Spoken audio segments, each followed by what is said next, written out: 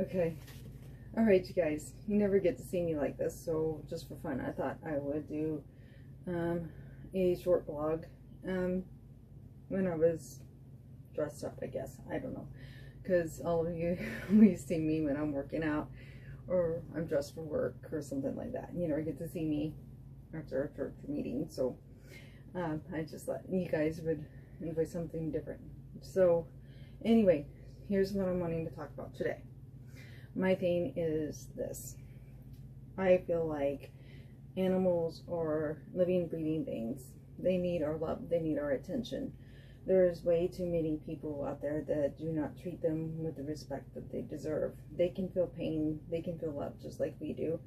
And not everybody realizes that, but they do. So I'm going to give you some examples. First of all, on the very beginning, hopefully I don't forget to add the picture on when I edit this afterwards. I have a picture of Wanda and Smurf.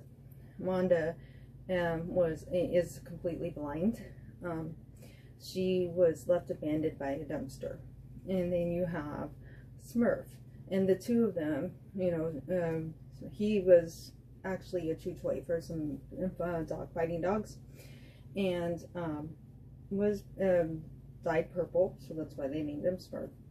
And he had some pretty good holes in him when they first got him in. That picture that you see is Smurf and Wanda probably on their second night at the Nine Lives Foundation animal shelter. I think it's based in California somewhere. I'm not sure. I think that's where I remember where they're at. But they were amazing because they rescued them and they nursed them back to health. So I'm also going to try to download a picture of it after so you can see how beautiful they turned out. But the thing is they were definitely very much abused, mistreated, and they did feel pain. They were afraid and scared, and they had a lot of work to do to get them back to where they would be able to be adopted out. And they ended up becoming foster fails because the people who were fostering them ended up keeping them. And I thought it was so amazing. I was so excited when I found out they found a forever home.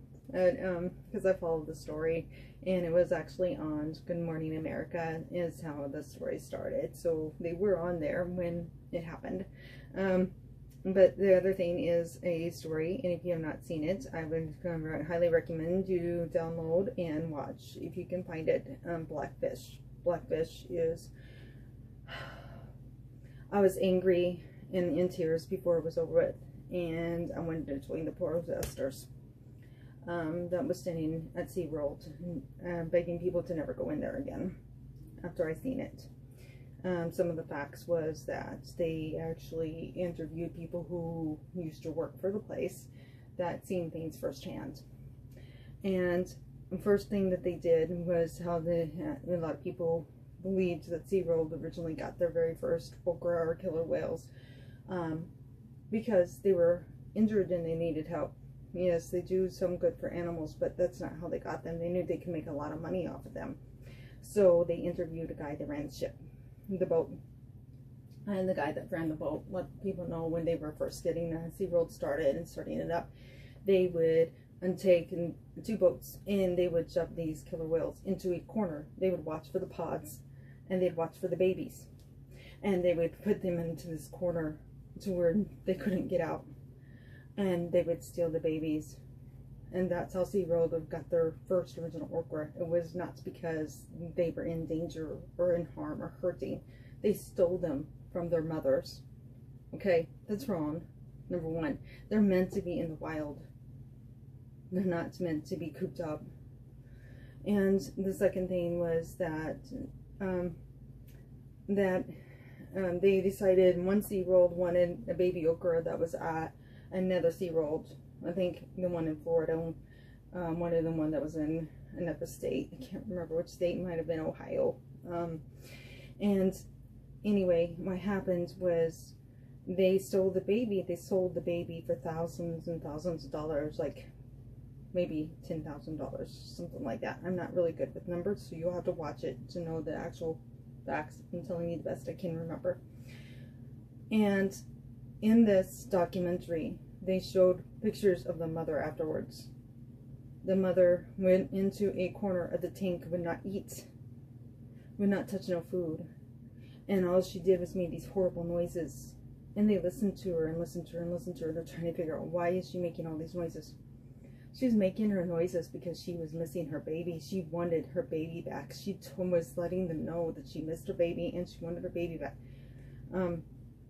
If an animal misses their child, does not tell you that animals feel love and feel pain. Right there. So anyone who hurts an animal or abuses an animal, it's wrong.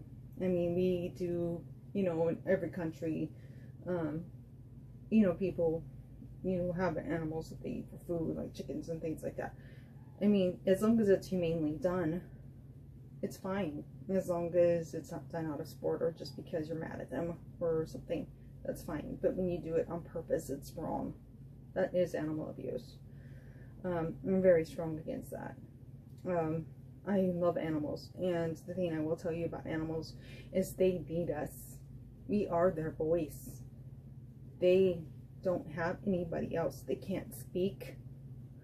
They can't talk for themselves. The only way they can do anything is to lash out. They might either bite you. Dogs that are trained for dog fighting race become extremely aggressive, or to be protectors, become extremely aggressive. Why? It's because they're beaten. That's how they become dog biting dogs. They are beaten. That's how they become extremely aggressive protectors over somebody's territory or house. It's because they are beaten.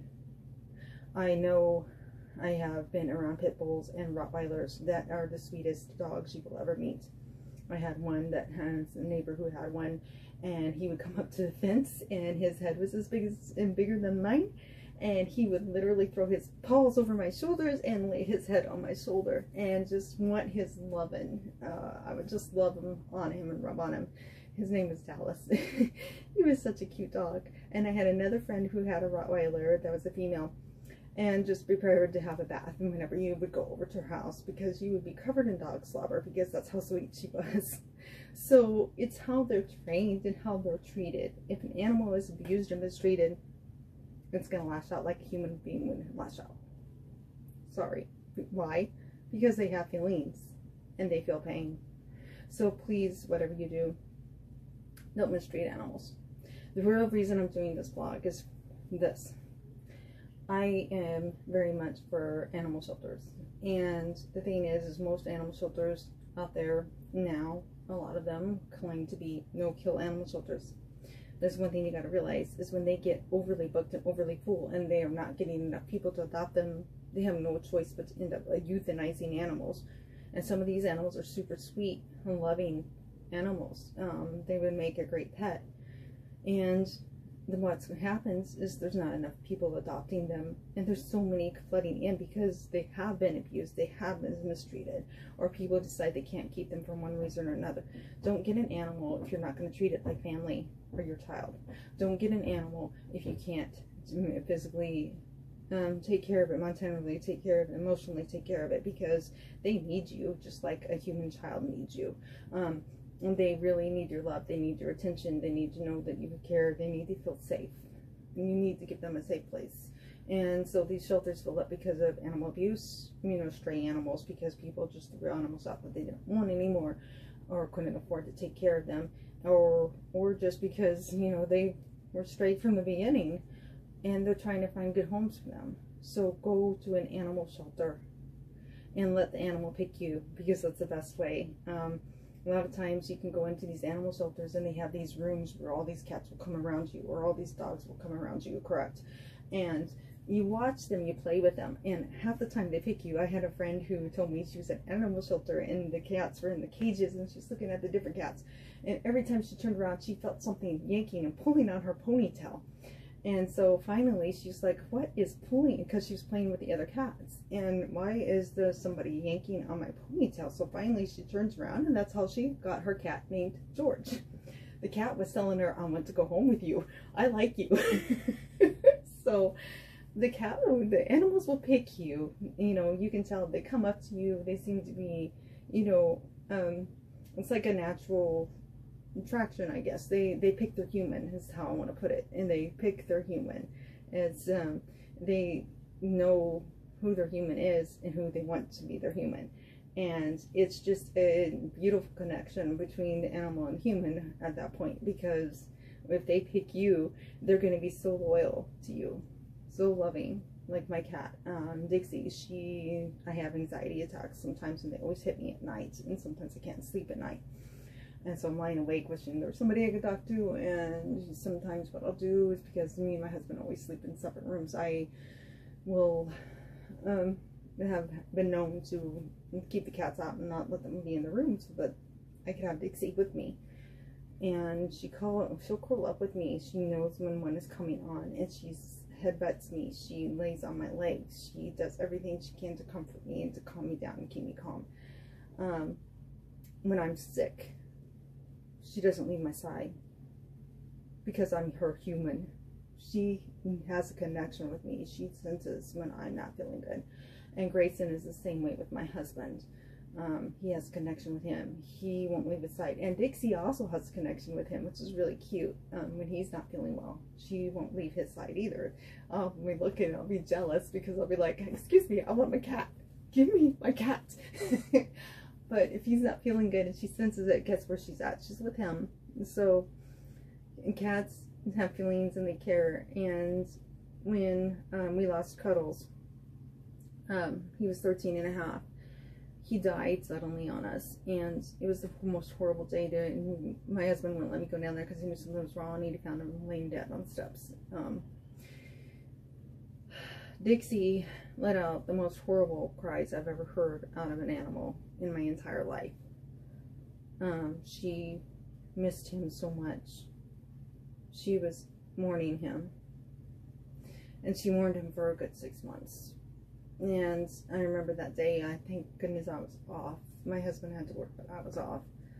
And I couldn't leave her side for even 2 minutes. If I did, her belly would drag the ground and she'd scream and scream for me. She wouldn't let me out of her sight. Cats normally would sleep 18 hours a day. She wouldn't sleep. She wouldn't eat. She wouldn't drink. Her eyes were like the size of quarters. She was in shock. She just lost her best friend. She was mourning him. So cats and animals do have feelings. I was really hard. I remember I forced myself to go to work the next day, and I had to call my husband up because if he's off, sometimes he spoils me and he'll take me into work. We don't get to do that anymore because he's usually gets off 3 or 4 and I go in 1 to 10, so it's like so the only way we do that is when it's bad weather, and then he'll come home and take a nap because he doesn't like me driving snow and ice. But anyway, she the next morning I had a terrible time going to work because I could tell how hard it was on her, and we hadn't lived her not for a second and since he kind of died, and I had to call Brent at home, and I almost left work and came home pretty sad for a cat, okay, because I knew she was sad. She was mourning her best friend, and I had to make sure she was okay because he had to leave her for a little bit for him to bring me to work. But anyway, they mourn, they feel. She didn't like Grayson at first, when we first got Grayson, because Cuddles and Dixie was like more like a boyfriend-girlfriend relationship. Dixie and Grayson is more like a mother-son relationship. You can tell, you can see the connection, how different it is.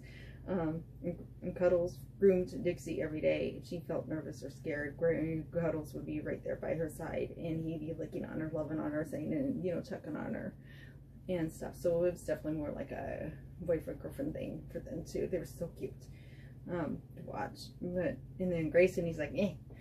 You can definitely tell it's like a mother-son relationship. But she wouldn't accept him. She would do mean things to him. She'd smack him on the head. He was trying to use the litter box and things, and we couldn't figure it out because she's such a docile cat. It was so out of character. And then I read an article on pets grieving, and after that, we read that article, we understood her so much more. And me and my husband were like, oh my gosh, we're so sorry, because she wanted to go down the basement so bad, and she would stare at the cat hole down to the basement, and she'd just stare at it. she was waiting for Cuddles to come upstairs. She was missing him that bad. So animals do have feelings.